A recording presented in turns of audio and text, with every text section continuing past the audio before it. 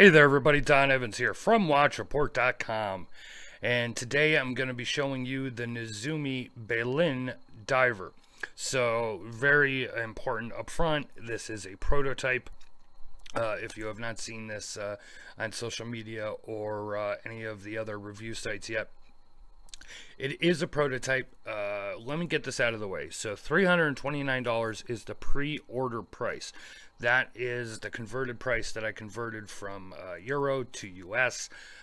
So that is the US price. If you're interested, if you're in another country or whatever, or you're in Europe, you want to take a look at what your price is going to be. But there is a pre-order price on this. The price will go up after pre-order. Which I believe will be somewhere around $500 and some dollars. So you have an NH35 Seiko automatic movement, 40mm case, 14mm stick with the domed sapphire crystal. This is actually not a sapphire crystal on here right now. This is the prototype, and it's like an acrylic with a sapphire coating. Not such a great anti-reflective coating, but we'll get to that in a minute. The production model will have a genuine sapphire domed crystal. 40mm case, as I said, 47mm lug to lug, 14mm stick with that right to the top of that domed crystal, and 20mm lugs.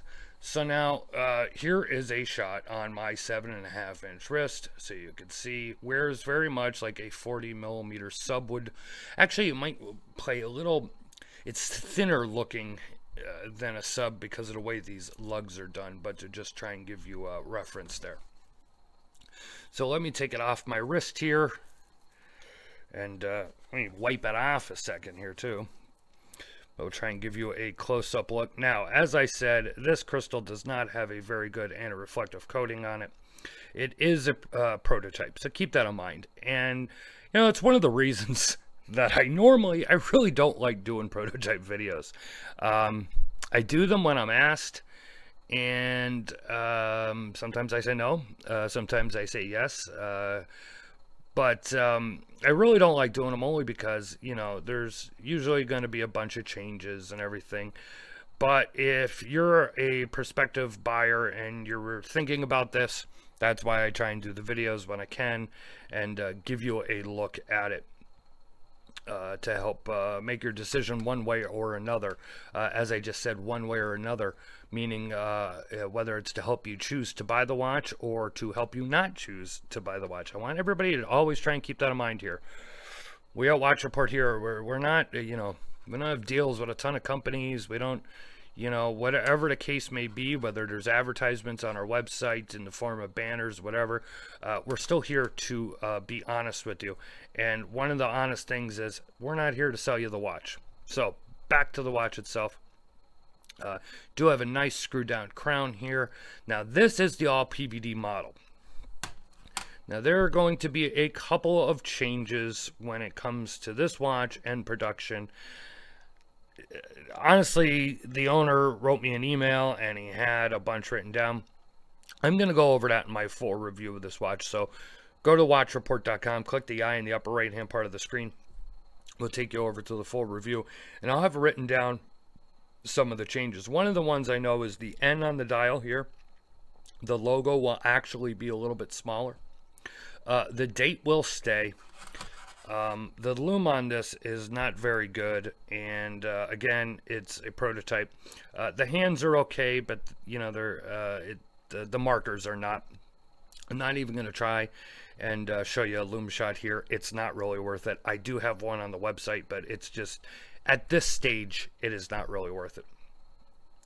So there will be this PVD version, okay? And the PVD version, this is a solid piece bezel.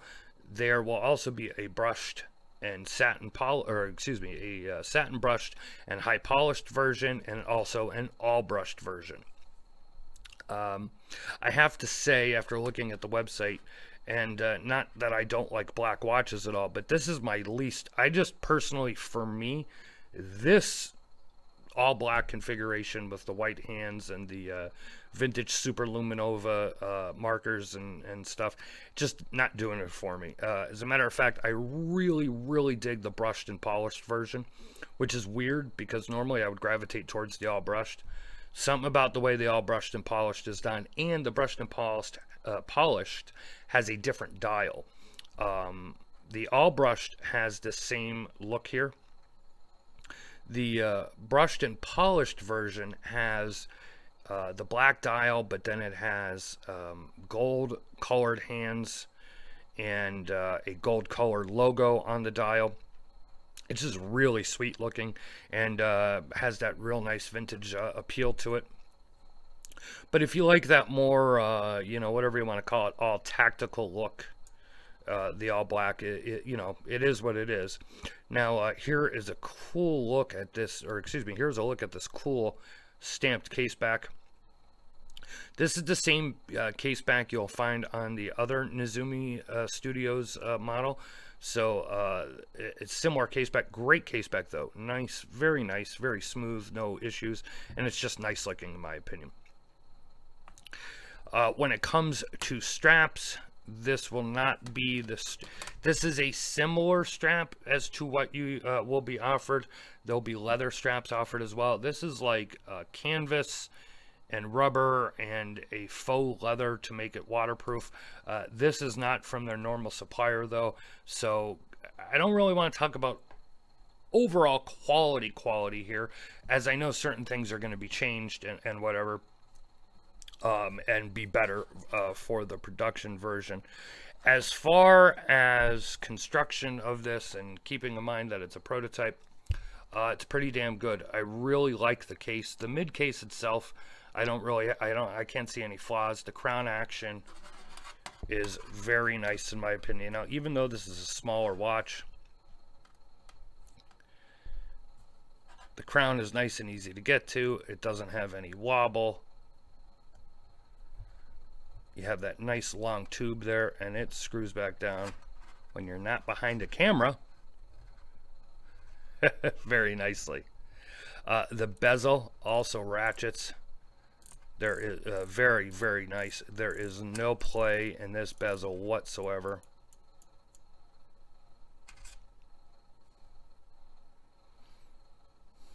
So quality of the case, I have no issues with. The loom is said to be improved come production. The logo on the end is going to be smaller.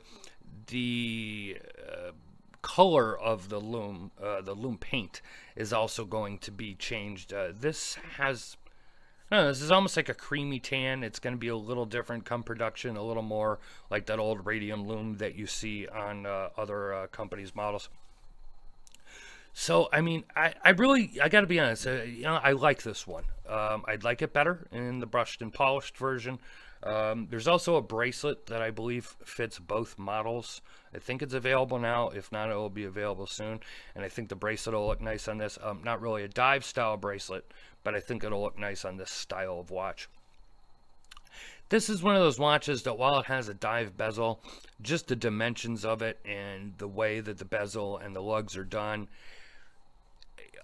more of that, yes, it's a dive watch, but it doesn't scream dive watch. So I think having the bracelet on one of the other two models, just, I don't know, kind of class it up a bit, if you will, if that makes any sense.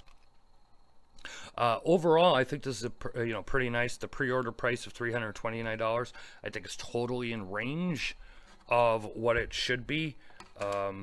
Yes, it does go up once the pre-order is over, but I think all things considered, and all, you know, the improvements that'll be made come production model, I still think it won't be as good of a value come, you know, after pre-order price, but I think, you know, it's not grossly overpriced. I guess that's the best way to put it. So this has been a look at the Nezumi Studios Baleine Diver prototype. Please keep that in mind. If you want to see more and you want to see pictures, etc., click the eye in the upper right hand part of the screen. We'll take you over to Watchreport.com. Follow us on social media. We are on Facebook, Twitter, and everyone's most favorite these days, Instagram. If you're not following our Instagram page, please get over there and do so. And like some of our photos and stuff. Like or comment here on this video. If you are not subscribed, please do so. You'll never miss another review. This has been Don Evans from Watchreport.com. I'll see you guys on the next video.